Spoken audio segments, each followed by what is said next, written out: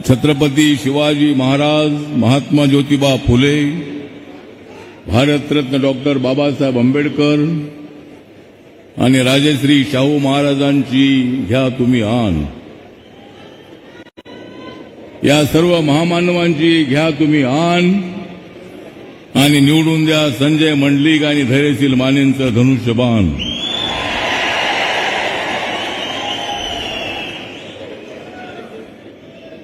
या महाराष्ट्रातली महाविकास आघाडीची फेकून द्या तुम्ही घाण। या महाराष्ट्रातली या महाविकास आघाडीची फेकून द्या तुम्ही घाण आणि वाढवा महाराष्ट्राचा मान। नरेंद्र मोदी जे आहेत या देशामध्ये विकास करणारे स्ट्रॉंग मॅन। नरेंद्र मोदी जे आहेत या देशामध्ये विकास करणारे स्ट्रॉंग मॅन। उद्धव ठाकरे आणि राहुल गांधींवर लावा तुम्ही बॅन।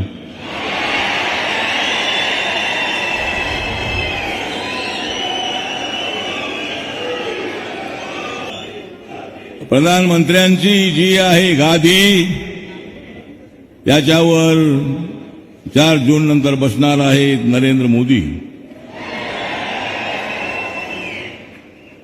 आम्ही या ठिकाणी शाहू महाराजांच्या गादीचा सन्मान वाढवण्यासाठी नरेंद्र मोदी येत आहेत। नरेंद्र मोदीजी कुणालाही घाबरत नाहीत। नरेंद्र मोदींना सगळे घाबरतात। नरेंद्र मोदीजी या देशाच्या विकासासाठी काम करताय। या देशाला बाबासाहेब आंबेडकरांनी दिलेलं संविधान मजबूत करण्यासाठी काम करतायत। कोण म्हणतो या देशाचं संविधान बदलणार आहे? जो कोणी म्हणेल त्याचं थोबाड फोडल्याशिवाय आम्ही राहणार नाही।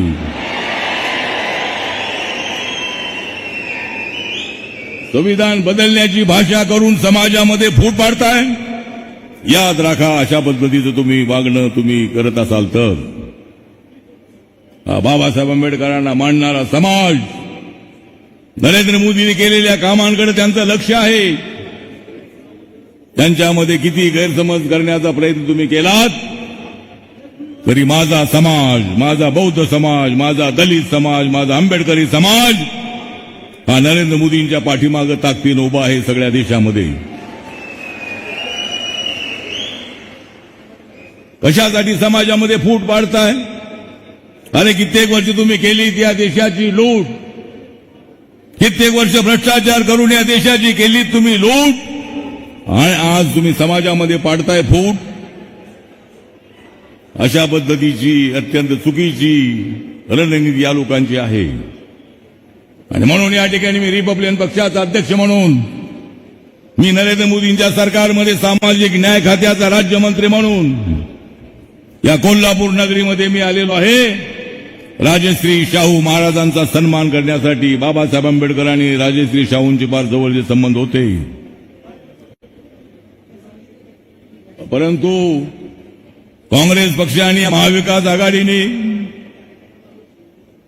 आमचे शाहू महाराजांना या ठिकाणी तिकीट नाही द्यायला पाहिजे होतं। त्यांच्याबद्दल आम्हाला आदर आहे। संभाजी राजेंना एक वेळेला बीजेपीने राज्यसभेवर पाठवलं होतं आणि अशा पद्धतीनं ठीक आहे, त्यांना उभं राहण्याचा अधिकार आहे, उभे राहा, 4 तारखेपर्यंत उभे राहा, पण 4 तारखेनंतर तुम्हाला बसावं लागेल।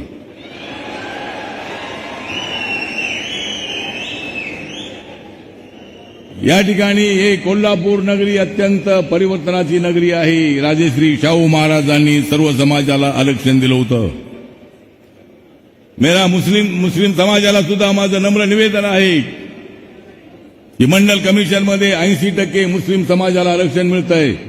हा माझ्या मंत्रालयाचा विषय आहे। ओबीसी समाज हा माझ्या मंत्रालयाच्या अंतर्गत येतो आणि ओबीसीचं जे आरक्षण आहे ते आरक्षण जे 27% आहे त्याला अजिबात धक्का लागणार नाही। पण मराठा समाजाला आरक्षण मिळालं पाहिजे ही मागणी जी मराठा समाजाची आहे। माननीय एकनाथ शिंदेजी, देवेंद्र फडणवीसजी, अजितदादा पवारजी यांनी मराठा समाजाला 10% आरक्षण देण्याचा निर्णय घेतलेला आहे। मराठा समाजाच्या पाठीमागे आम्ही आहोत आणि म्हणून या ठिकाणी आपला जास्त वेळ मी घेणार नाही. बरंच ऊन आहे आणि या उन्हामध्ये आपण प्रचंड मोठ्या संख्येनं या ठिकाणी उपस्थित आहात. थोड्याच वेळामध्ये माननीय आदरणीय प्रधानमंत्री नरेंद्र मोदीजी मंचकावर येणार आहेत. त्यामुळे आपल्या सर्वांचा मी जास्त वेळ घेत नाही, पण एवढंच सांगतो की माझा रिपब्लिकन पक्ष महायुतीच्या पाठीशी आहे. माझा रिपब्लिकन पक्ष देशामध्ये एनडीए सोबत आहे, नरेंद्र मोदींच्या सोबत आहे आणि 2024 मध्ये जी आता निवडणूक होते त्या निवडणुकीमध्ये तिसऱ्यांदा माननीय नरेंद्र मोदींना प्रधानमंत्री करण्यासाठी आणि मला मंत्री करण्यासाठी आपण सर्वांनी आमच्या पाठीमागे उभं राहावं.